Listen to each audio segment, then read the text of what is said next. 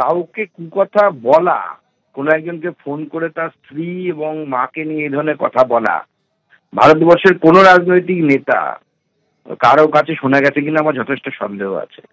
দ্বিতীয় বিষয় হচ্ছে যে এত কিছুর পরেও ফিরহাদ হাকিম সাহেবরা এটাকে কোনো দোষ হিসেবে ধরছেন না।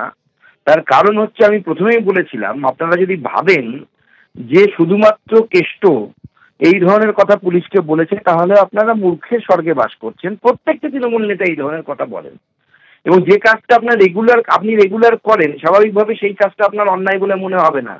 তাই ফিরহাদ হাকিম সাহেবের বা ওনাদের এই কাজটাকে খুব একটা অন্যায় বলে মনে হচ্ছে না।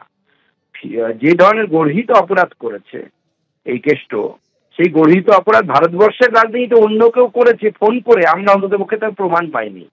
তৃণমূলের অনেক নেতাই করেন, কিন্তু প্রমাণ এখনো আসেনি। হয়তো ফিরহাদ হাকিম সাহেবও কাউকে ফোন করে এরকম বলতেই পারেন, কিন্তু তার প্রমাণ এখনো আসেনি। কিন্তু বলেন বলেই হয়তো আমার মনে হচ্ছে যে কেষ্ট খুব গুরুত্বপূর্ণ কিছু দোষ করেন।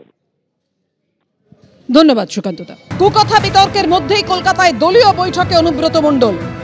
21শে জুলাইয়ের প্রস্তুতি বৈঠকে অনুব্রত মণ্ডল বলেছেন, আইসিকে কদর্য ভাষায় আক্রমণে আমি লজ্জিত, এমনটাই খবর পাওয়া যাচ্ছে। যা করেছে কেষ্ট তাকে আমরা কেউ সমর্থন করি না। আশা করি আর এই ভুল করবেন না অনুব্রত মণ্ডল। অনুব্রত মণ্ডলকে লাস্ট ওয়ার্নিং দিয়েও ফিরহাদ হাকিমের মুখে উঠে এলো অনিল বসু, কৈলাস বিজয়বর্গীয়দের প্রসঙ্গ।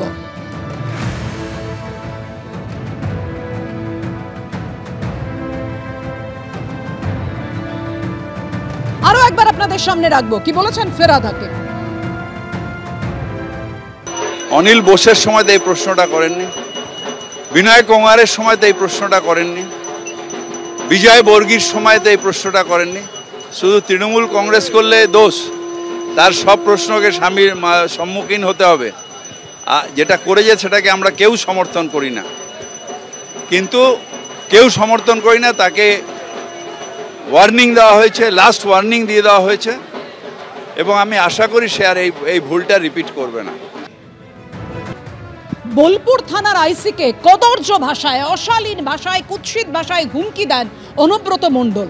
দায় সারা ক্ষমা চেয়ে একেবারে সারা হয়ে যায় দল। শুধুমাত্র ক্ষমা চাইতে বলেই কেষ্টকে 7 খুন মাপ, প্রশ্ন তোলেন বারবার বিরোধীরা। আর এই কুকথা বিতর্কের মধ্যেই কলকাতায় দলীয় বৈঠকে অনুব্রত মণ্ডল আইসিকে কদর্য ভাষায় আক্রমণে লজ্জিত। 21শে জুলাইয়ের প্রস্তুতি বৈঠকে এমনই বললেন অনুব্রত মণ্ডল। তৃণমূল সূত্রে যে খবর পাওয়া যাচ্ছে, যা করেছে কেষ্ট তাকে আমরা কেউ সমর্থন করি না। আশা করি আর এই ভুল করবেন না অনুব্রত মণ্ডল। কেষ্টকে লাস্ট ওয়ার্নিং নিয়েও ফিরহাদ হাকিমের মুখে অনিল বসু, কৈলাস বিজয়বর্গীয় প্রসঙ্গ।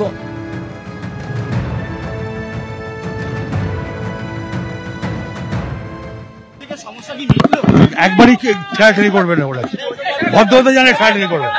বড় রাখলাম।